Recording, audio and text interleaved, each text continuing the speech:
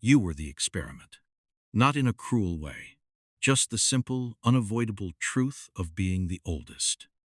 Your parents learned how to be parents on you. Every rule they invented, every fear they overcorrected for, every anxious midnight you put them through, you were the prototype they were building in real time. And by the time your younger siblings arrived, your mom and dad were calmer, looser, more forgiving, running on software you had spent years debugging for them, for free. If you're the oldest, you already know the rest without me saying it. You were the responsible one. The example. The third parent who never applied for the job. The kid who got asked, "You're the older one. Why didn't you stop them?" As if being born first came with a security clearance and a duty roster. And here's what almost nobody tells eldest children. Most of what you think is your personality was actually a role. One you were cast in before you were old enough to turn it down. Let's start at the beginning, with a moment you don't remember but absolutely lived through. The arrival of your sibling. The psychiatrist Alfred Adler, who basically invented birth order theory a century ago, called this dethronement. For a while, you were the entire show. All the attention, all the firsts, all the love pointed at exactly one child. Then a new baby appeared, and overnight, the spotlight split, or worse, swung away from you entirely. Adler believed this single event shapes the eldest more than almost anything. You learn, very young, that love and attention are not guaranteed. They can be redistributed without warning. So you do the logical thing. You try to earn your place back. You become helpful. You become good. You become the one who upholds the rules, because the rules are how you stay valuable. Adler thought firstborns often grow into the keepers of order, the responsible ones, a little conservative, a little anxious about losing what they have. Not because they were born that way, but because they were the only child who ever had something taken away. But here's where it gets genuinely fascinating, because there's hard data underneath the theory.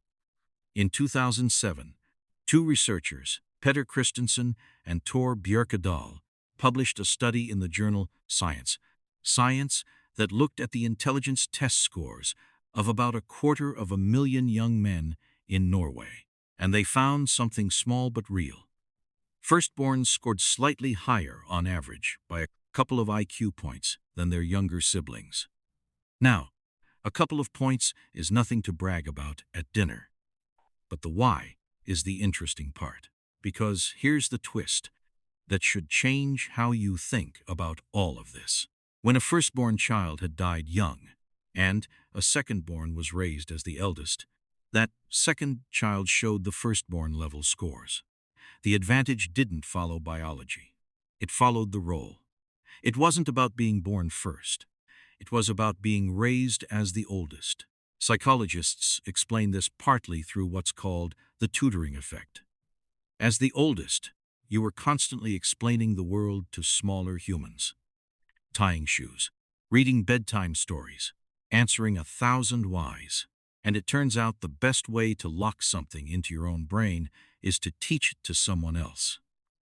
Your siblings weren't just your responsibility. They were, without anyone intending it, your students, and teaching them quietly sharpened you.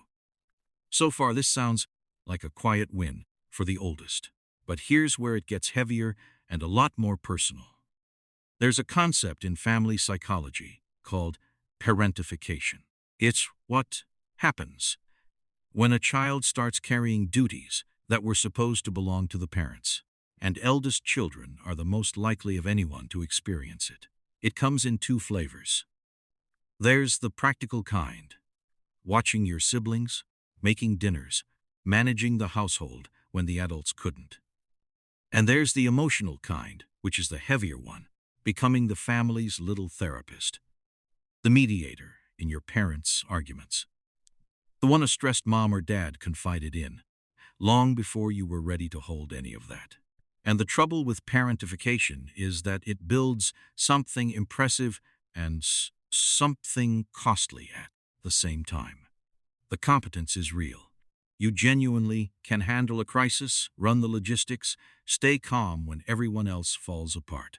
But you also learned, far too early, that your job is to manage everyone else's needs, which means your own needs quietly went to the back of the line, and, for a lot of eldest children, just stayed there. This is where you might recognize yourself. The oldest child who can organize a wedding, but can't ask a friend for a favor. Who feels a low, constant hum of responsibility for how everyone around them is doing. Who treats asking for help not as a normal human thing, but as a small personal failure. You were the manager who was never told they were allowed to clock out. And now, here's the part that surprised even the researchers, and it's the part I most want you to hear. For decades, we assumed all of this hardened into a fixed firstborn personality, more conscientious, more dominant, more rigid. But in 2015, a large study published in the journal PNAS, looking at around 20,000 people across 3 countries, tested those stereotypes directly. And the big, dramatic personality differences? They mostly weren't there. Birth order had little meaningful effect on the core traits psychologists actually measure. The tiny intelligence edge held up. The sweeping personality story did not. Which means something quietly liberating. Being the oldest didn't carve a permanent character into you at birth. It handed you a role, a coat that was draped over your shoulders before you could say no. And the thing about a coat, no matter how long you've worn it, no matter how heavy it's gotten, is that you are allowed to take it off. Because here's the truth underneath the whole thing. You were never actually born to carry everyone.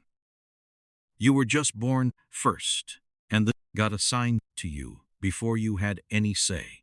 The competence you built is genuinely yours, and it's a gift. You can keep that. But the weight, the perfectionism, the guilt for resting, the belief that the whole family will collapse if you ever stop holding it up, that was never your personality. It was your job description, and you can rewrite a job description. So if you're the oldest, and some of this landed a little too close to the bone, sit with one idea. You spent your childhood being the example for everyone else. Maybe, finally, you're allowed to be the example of someone who learns to put a little of it down. You weren't the finished product. You were the brave first draft. And first drafts are the reason everything that came after got to be easier. If this hit home, go ahead and subscribe. It genuinely helps the channel grow. And if you want to support these deeper dives, hit the join button to become a member.